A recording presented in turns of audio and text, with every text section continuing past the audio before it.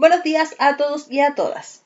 En este video vamos a resolver algunas preguntas relacionadas con los contenidos que trabajamos en los videos anteriores, ¿ya? Es decir, están relacionadas con las proteínas, para que ustedes puedan preparar su evaluación. La idea, chiquillos, es que ustedes vayan respondiendo las preguntas y después vean mi explicación, para que así puedan corregir algún error en caso de tenerlo, ¿ya? Entonces, vamos con la primera pregunta y dice así: identifica la función que no corresponde a la de una proteína. A. Pueden realizar el transporte de algunas moléculas. B. Algunas tienen una función hormonal. C. Pueden actuar como catalizadoras. D. Son moléculas con un gran poder energético. E. Pueden formar parte del sistema de defensa del organismo. Entonces, ¿cuál de esas no corresponde a una función proteica? Analicemos una por una. Alternativa A. Función de transporte. Nosotros sabemos, ¿cierto?, que las proteínas sí realizan el transporte de moléculas o sustancias. Por ejemplo, hemos mencionado más de una vez a la hemoglobina que transporta el oxígeno en la sangre. Pero recordemos que existen también otras proteínas transportadoras. Por ejemplo, los canales iónicos, la bomba sodio-potasio, ya que se encuentran en la membrana plasmática y que permiten el ingreso de sustancias, ¿cierto? Y también la salida de sustancias de la célula, ¿ya? Entonces, para que no siempre lo asociemos el transporte a la hemoglobina, existen también otras proteínas que cumplen esta misma función, ¿ya? Seguimos con la alternativa B. Dice, ¿algunas tienen función hormonal? Sí, también hemos dicho que las hormonas de tipo proteica, ¿cierto?, corresponden a proteínas que realizan una función hormonal. Alternativa C. Pueden actuar como catalizadoras. ¿Se acuerdan qué era catalizar? ¿O cuáles eran los catalizadores? Las enzimas, ¿ya? Y las enzimas son proteínas, que lo que hacen es acelerar la velocidad de las reacciones, ¿ya? Esos son los catalizadores.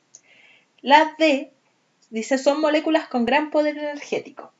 Y aquí, chiquillos, llegamos a la alternativa correcta porque las proteínas no tienen un gran poder energético. Es muy poca la energía que nosotros obtenemos a partir de las proteínas. Las biomoléculas que entregan gran poder energético son los carbohidratos, ¿ya? Nosotros consumimos proteínas, recuerden que para obtener a partir de ellas los aminoácidos esenciales, que son aquellos que no son sintetizados por el organismo, ¿ya? Entonces, la alternativa D es la correcta. Y la alternativa E, de todas maneras, ¿pueden formar parte del sistema de defensa del organismo? Sí, nosotros sabemos que existen las inmunoglobulinas, que nosotros las conocemos comúnmente como anticuerpos, ¿ya? Y son las proteínas encargadas de actuar en el sistema inmune, defendiéndonos de los agentes patógenos, de los agentes extraños. Existen distintos tipos de inmunoglobulinas, chiquillos, por eso ahí ven la G, la E, la D, la A, la M, y cada una va a tener una función específica y va a actuar en momentos específicos, ¿ya? Entonces la alternativa correcta es la letra D. Las proteínas no son moléculas con gran poder energético. Pasamos a la pregunta número 2. Número 2. El colágeno mantiene unidos tejidos animales, forma tendones y la matriz de huesos y cartílagos. La función de esta proteína es de tipo. Nos está diciendo ahí qué es lo que hace el colágeno. Entonces, ¿cuál es la función del colágeno? Si dice que el colágeno mantiene unidos los tejidos animales. Es, por decirlo de alguna manera, como el pegamento, ¿ya?, para los tejidos. Entonces, podemos decir que el colágeno tiene una función de tipo hormonal, transporte, movimiento, defensiva, estructural, ¿ya? De tipo estructural, alternativa E, ¿ya? Cuando falta el colágeno, chiquillos, empiezan, por ejemplo, los problemas óseos, los problemas a los huesos, la piel, ¿cierto?, pierde la firmeza, aparecen las líneas de expresión, la flacidez en la piel, ¿ya? Todo esto producto de que con los años vamos perdiendo la capacidad de sintetizar los mismos niveles de colágeno que cuando uno es más joven, ¿ya? Entonces, por eso es que siempre se asocia el colágeno a los productos cosméticos, ¿cierto?, a las cremas anti-envejecimiento. Esa es la razón, ¿ya? Y la función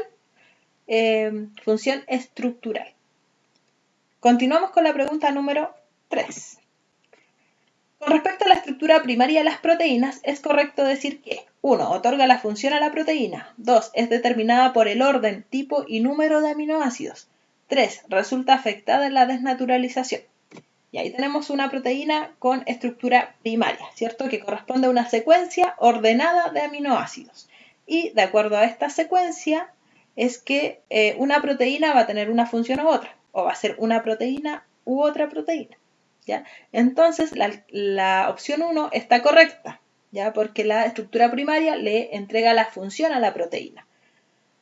La estructura primaria también está determinada por el orden de los aminoácidos, por el tipo de aminoácidos y por el número de aminoácidos, ¿ya?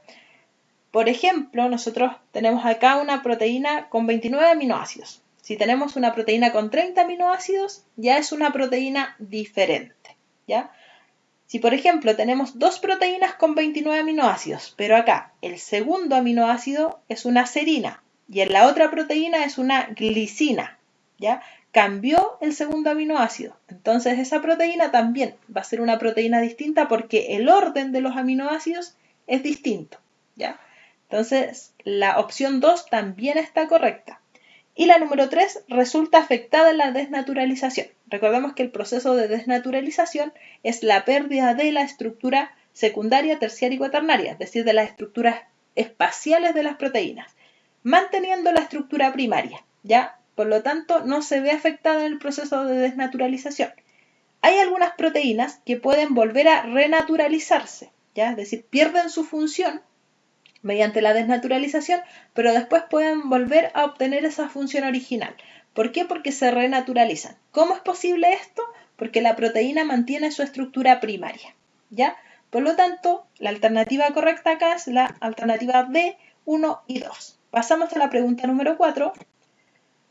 Respecto a la estructura terciaria de las proteínas, es correcto que 1. Solo está presente en proteínas con función enzimática. 2. Es el resultado del plegamiento de alfa-hélice. 3. Se produce por la combinación de alfa-hélice y beta-hoja plegada. Ya. Bueno, la opción 1, chiquillos. Solo está presente en proteínas con función enzimática. Ya, eso es incorrecto. Porque, por ejemplo, el colágeno, que es una proteína de función estructural, tiene una estructura terciaria, ¿ya? No solo las proteínas enzimáticas van a tener esta estructura, ¿ya? No es específica para las enzimas. Entonces, ojo con eso. Número 2. Es el resultado del plegamiento de alfa-hélice. Alfa-hélice, ¿se acuerdan de alfa-hélice y beta-hoja plegada? Bueno. Alfa-hélice corresponde a la estructura ¿de qué tipo? Secundaria, ¿cierto? Y que se produce porque se forman puentes de hidrógeno, que acá se pueden ver en estas líneas, ¿ya? Entre el oxígeno de un aminoácido y el hidrógeno de otro aminoácido, ¿ya? Acá están marcados los puentes de hidrógeno. Gracias a la formación de estos puentes de hidrógeno es que se puede obtener esta forma, ¿cierto?, de hélice o esta forma de hoja plegada, ¿ya? En ambos casos se forman los puentes de hidrógeno. Pero cuando hablamos de alfa-hélice o de beta-hoja plegada, estamos hablando de proteínas con estructura de tipo secundaria, ¿ya? No terciaria. Por lo tanto, la alternativa 2 es incorrecta. Número 3 dice se produce por la combinación de alfa-hélice y beta-hoja plegada. Miren, ahí yo les muestro una proteína con estructura terciaria. En rosado se pueden apreciar claramente las alfa-hélices, ¿cierto? Y en amarillo la beta-hoja plegada. Y cuando estas dos estructuras interaccionan, ¿cierto?, se forma esta estructura que corresponde a una estructura terciaria, ya que en la mayoría de los casos tiene una forma globular, redonda, y en otros casos, como en el colágeno, tiene una forma fibrosa, como alargada, ¿ya? Entonces, la alternativa correcta dijimos que es solo 3. Pasamos a la última pregunta, chiquillos. Dice, lee las siguientes descripciones de enfermedades. 1. La fenilcetonuria es una rara enfermedad hereditaria en la cual existe una ausencia de fenilalanina hidroxilasa y por ello no se metaboliza adecuadamente el aminoácido fenilalanina. 2. El albinismo es un defecto en la producción de melanina que ocasiona una ausencia parcial o total de pigmentación, es decir, del color, de la piel, el cabello y los ojos. Es ocasionado por la falta de una de las enzimas necesarias para la síntesis de melanina, ¿ya? ¿Cuál enzima? La tirosinasa. O bien por la utilización errónea de la tirosina, que es el aminoácido precursor de la melanina, por los melanosomas. Y 3. La alergia a los alimentos es una respuesta inmunitaria a los componentes dietarios, en general las proteínas. ¿Cuáles de las enfermedades descritas se deben a alteraciones proteicas? Ya.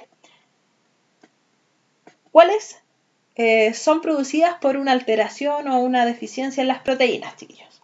La 1, la fenilcetonuria, nos dice que se debe a la ausencia de la fenilalanina hidroxilasa, que es una enzima, ¿ya?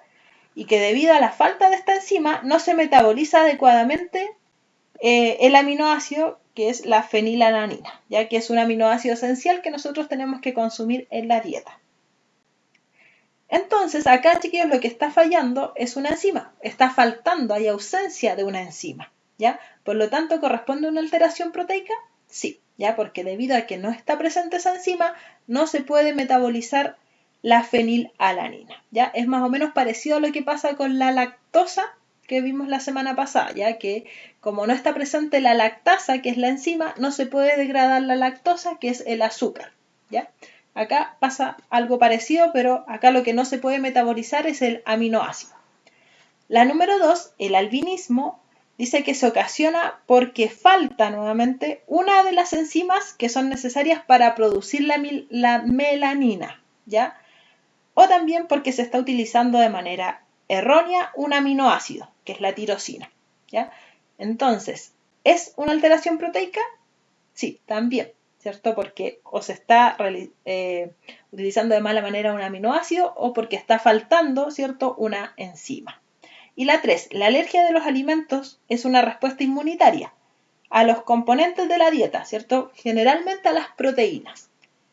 ¿Es una respuesta o una alteración proteica? No, chicos. Si ustedes pensaron que porque estaba la palabra proteínas ahí era correcta, no. ¿Qué es lo que pasa en las alergias a los alimentos? El sistema inmune es el que está fallando, no las proteínas. Si ustedes se dan cuenta acá no dice que hay una alteración en las proteínas, no dice que faltan proteínas, no. Dice que el sistema inmune reacciona frente a las proteínas.